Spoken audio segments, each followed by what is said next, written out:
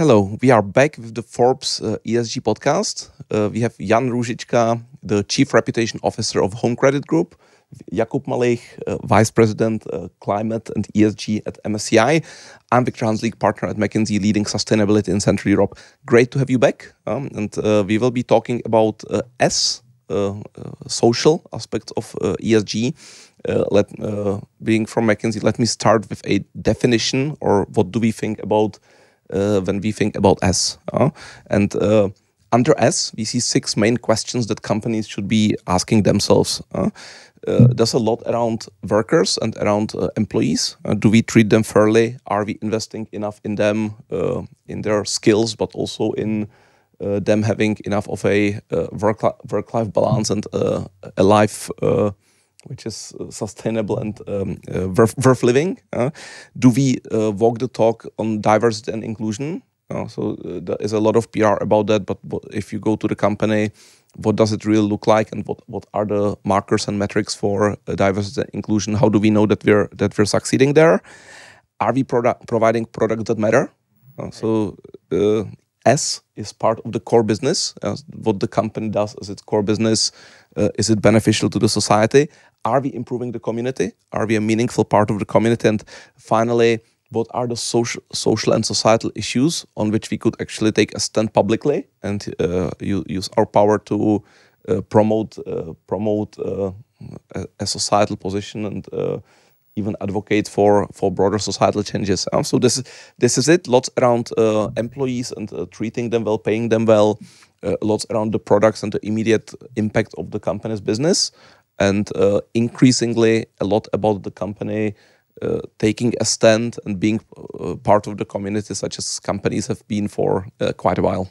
Yeah, I see it every day. We are quite sizable employer. We have more than 50,000 employees in 10 countries.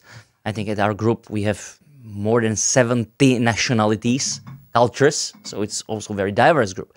And what I see being in the business for last years, so the employees and their expectations to our employers are massively changing.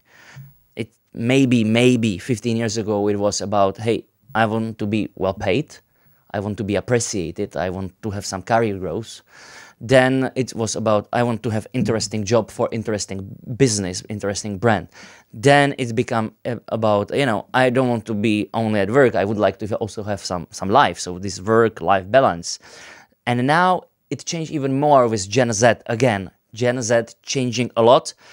I want to be working for business that I believe in. The business values are my values. The causes that business is supporting are my causes. I believe in the product. I want to buy it myself, not only as an employee, but also as a customer. So this is massively changing the perception of employers, how they talk to employees, how they hire them. I see, for example, our Vietnamese business, again, Another example that it's not only ESG, it's not only Western thing.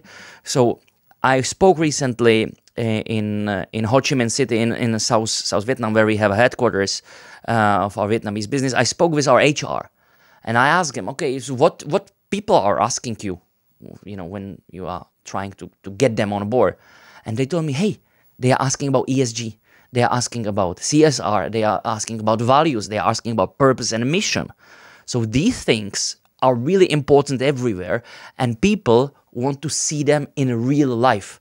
Last week we talked about greenwashing, that it's not very profitable to do it because in the long term it will bite you. This is the same, how employees see you. If I'm not happy with my company being truthful, okay, they are saying something out as a marketing buzz or greenwashing buzz, and now inside it's different, I will just leave. I don't want to be there. I have only one life. So I want to work for companies that I believe in. So I think this is the big change. And that's why also this S as a social in this ESG abbreviation is coming to the prominence. Of course, COVID changed a lot because, we call it, I think McKinsey call it great resignation, that basically people are really evaluating the whole life of theirs. There is also a lot of changes in the world globally. The wars, the problems. So people are really thinking twice what to do. And that's why S towards the employees, of course, treating customers fairly, again, social media, and then company needs to be part of the community. So this is what changed it. Do you see it also from investor perspective? Yeah, absolutely. I think you said it. It's kind of like, if you look a couple of years back, I would say most of the discussion on ESG in the investment community was on the G, actually, on the governance. How are the companies being run? How are the supervisory mechanisms working? Like, so basically, am I sure that my investment will kind of be safe, with the company? I would say now it's really like most of the discussion, bulk of it is really on the environment, particularly climate change, right? Because of all these initiatives, whether it's the public sector initiatives or even private sector. So basically, it's very prominent. But I would say that S is like periodically keep coming back, that people almost want to forget about it, and then it comes again, as you said, it's the COVID. Of course, more recently, the war in Ukraine. I would say even before, during the global financial crisis, right? Like all of these mis-selling of different financial products to people who had no idea what to do with them and ended up with nothing, So these are all social factors, whether it's as you mentioned, you guys, dealing with your own workforce, or whether it is, the relationship with your clients, communities, and so on. So we definitely see this periodic comeback of S in the discussion. Yeah. Is that really a periodic comeback of S, or is there just specific issues coming up? Because there probably is something like a platform or underlying way how companies do and address S. Got it. And then different times and different regions will have their own topics, which then become more prominent. But maybe there is more in common here, and that is every company now, also for the reasons that Jan mentioned, needs to have a very systematic and structured approach about how it addresses S, because the issues are not predictable. What's gonna come up? You don't know, but you need to have a way of thinking about this, and you need to also have some core values and principles which will help you then navigate each of those individual situations. So if we stay with you, Viktor, you are McKinsey partners, so you speak to a lot of clients, but also internally you are running your teams. So how this topic S is prominent now in the debate inside your business, inside McKinsey? Yeah, so we're talking a lot about millennials and Gen Z. Yeah. So I'm a tail end millennial myself, okay.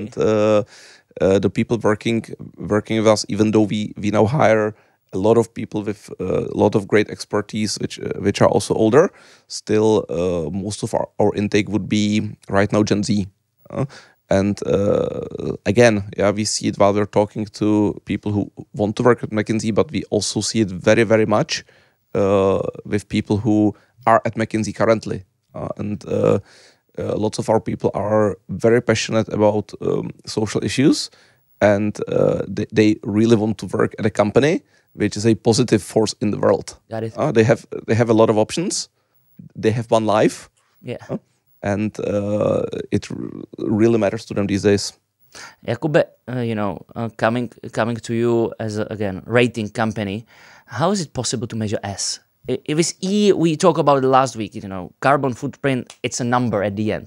We can debate whether it's right or wrong, but it's a number. Yeah. How you will measure and how you rate the companies for your indexes on S? How is it possible? Yeah. Yeah, again, super relevant, right? Because we need some tangible data. Exactly. Otherwise, it's again just a talk, right? So first of all, let me begin with what we look at, when we are talking about S pillar. For simplicity, I will summarize it in two broad categories, right? One would be really more about the company's workforce, right, or kind of the internal, dealing with the S factors, and the other one would be relationship to the outside world, So it's mostly your customers, let's say. So when we are looking at the first one, the internal, how are you dealing with the problems, that could arise within the company? Again, you need to look at, what are the relevant risks given the business. So of course, if you are, let's say, automobile manufacturer, you would deal with different social maybe issues within the workforce than if you are a software company, right? So, or maybe even better example would be, let's say you are a mine operator, mining business, which is a very dangerous job, right? Like going in the mine. I mean, unfortunately, we have many accidents there. So I would say, having a company like this, you would probably look at more things like labor safety, right? Like, okay, do they have policies, kind of really plans, like how to make sure that there is as few injuries or fatalities at the workplace? And then, of course, you want to look at if this is really the case, right? If there haven't been injuries or fatalities, right? So this is how we would measure maybe a more dangerous kind of jobs like these. Of course, we are talking about maybe a little more, companies in the intangible business. Let's say, things like as I mentioned, software, can be financial companies. Again, you want to see some policies, how are they making sure that they can retain the best talent within the company, which usually would be providing, non-financial benefits, opportunities for career progress, educational progress, everything. But then also you want to see if this is actually working, right? So you would maybe look at things like the turnover at the company. Got it. So are people really staying in or flowing in, or are they leaving the company? Because again, no matter what you put on the paper, if you see that everyone is leaving, the sinking ship, probably the company is not actually managing the workforce in the right way. So these would be some of the data points related to that. Just very, very briefly, or do you want to? No, I mean, in the long run, I believe you again see it in the bottom line, and maybe let's talk about that next. Yeah, you have a right, and maybe let me use also examples from Asia where I do business. So again, Asian societies are very communitarian, positively. So this is the culture. So you need to be part of the society. Otherwise, you cannot be successful.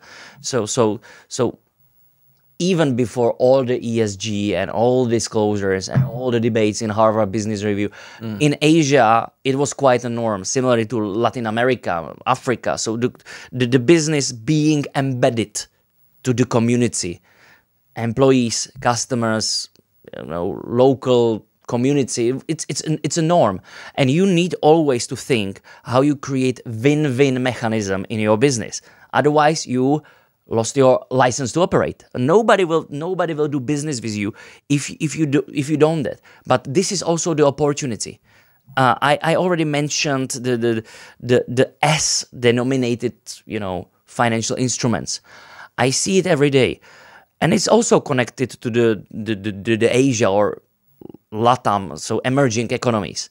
Here in Europe and US, if you, Viktor or Jakub, you would like to establish small business from scratch, you have some business plan, maybe some of your own money, some equity, but then you go to the bank, and it's probable that you will get money. You can fight about the interest rate, but you will get it.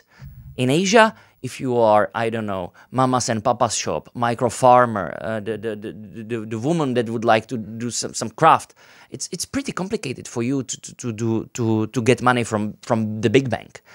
But when S is coming and the banks would like to be part of these causes, now it's becoming simpler, faster. And I see it myself. So basically, in India, the tractors for farmers, the cafeteria shops in Indonesia, the women businesses in Vietnam. Now even big Western banks are listening to these causes and they want to be part of it. Why?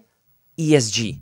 So I think this can be positive, push forward, not only having, great employees that, don't run away, and the stories for, disclosures, and the communities and CSR for your, annual report, but it's a business as well. And you can be part of it if you are able to connect the cause with the funding. Absolutely, and I like your kind of positive, attitudes towards it. I think it's always important to not think of only risks and the bad stuff, but the positives or opportunities too. But let's also talk about those, right? Because I definitely have some good examples, I think, where basically underestimating social issues or kind of outright ignoring them, or working against maybe the benefits of either your workers or your customers can actually really come back and be absolutely detrimental to the company or its investors, right? So we talked about the workforce particularly, right? But let's maybe, now flip to the other side, the relationship to the community or your clients. So just a couple of examples or areas that we look at. Of course, it would be what kind of products are you selling to your customers and at what terms.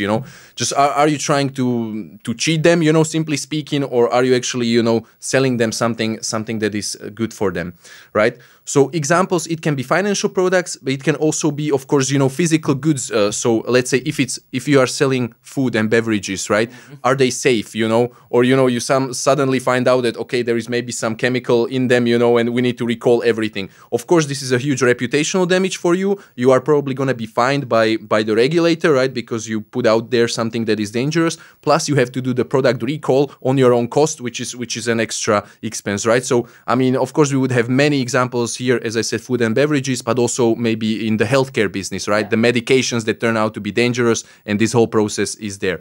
Of course, it's finance too. But also that maybe some people wouldn't instantly think about, things like privacy and data security, right? How are companies treating the data that you give them? And let's face it now, we are in the digital age. Basically, all the businesses, even if you are selling physical goods, you are usually doing it online, or at least you are delivering maybe. So people do give you data, they pay online for them and so on. I would say, especially being now here in Europe, having GDPR, which is, let's say, probably the most strict, regulation globally when it comes to privacy and data protection of customers. Again, if you underestimate this, you kind of leak the data, or hackers can easily get it from you. GDPR can be so strict that, I mean, the fines that the companies, and they already have been fined, it's not like a theoretical option. The companies have been fined hundreds of millions already for data leakages, and probably for the better, right? I mean, we all value our private data. We don't want them to be out there. So again, this is something that companies really need to take into account. And we already mentioned license to operate. So this is sort of like concept that is somehow connected to ESG. Before ESG or before last 10, 15 years, what was our license to operate? I got incorporated. I'm paying my taxes. I run the business based on the local laws and regulation, and that's it. Yes, plus some, if I'm the bigger company, IFRS accounting and to show good disclosures and numbers. That's it, and chopped from the auditors. Now it's much broader. How you see it as a McKinsey and working with your clients, how license to operate is evolving? Yeah, so first off, business is a fantastic machine for wealth creation. It's something which provides and has for a long time provided jobs and created products that people like and value. So business on the whole is a fantastic and great force for the good in our economies. And I think that that license to operate, which you mentioned, that is correct, but also we do see it evolving. Mm-hmm. Again, we mentioned that lots of that is coming from people choosing where to work.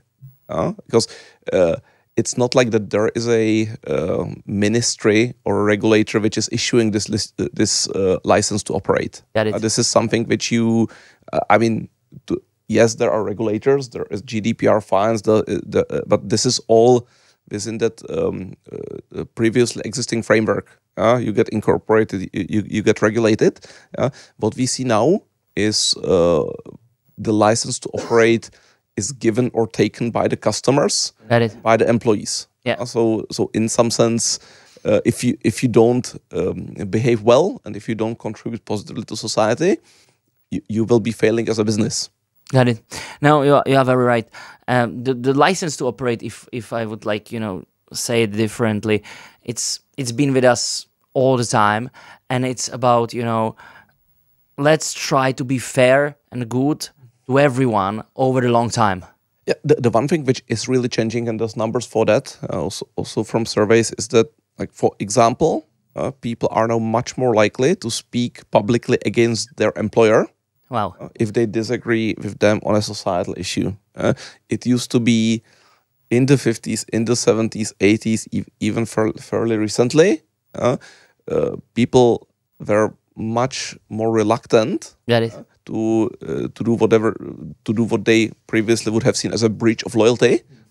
Now 80% of millennials say that they would 80% Wow. that they would speak out against their employer, and so they don't necessarily feel the need to toe the party line here, and I think that's a big change. Yeah, I think so as well. So basically, the very broad, very vast S part of ESG coming from employees' right, diversity and inclusion, definitely the sort of like gender, racial, religious justice, or you name it. In America, it's the big topic of last 3 years. Black Lives Matters. It's topic there. There are different topics in other countries. The being fair is customers, and to customers, the fair product, fair service, also customer complaints, how you deal with them, very important for any disclosures. A license to operate, definitely, and also the societal view, including human rights.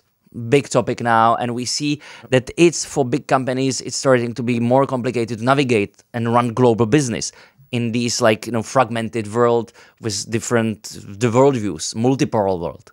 Yeah, it's all true. Yeah, for me, it still really starts with being a good business. Got it. And if you look at the two probably most important products, the two most important things that if you don't get right, then probably all else that you do does not matter that much. Got it. And that's actually treating your people well. Yeah. And in terms of paying a fair wage, if you survey Americans, they will still tell you that the most important thing they expect from a company on S is fair pay. Got it. That's the core operations, and also it's the product and is the company helping. And for me, the speed with which COVID vaccines were developed and delivered in huge quantities, that's a fantastic example of private companies helping solve society a huge problem. Yeah, you are very right.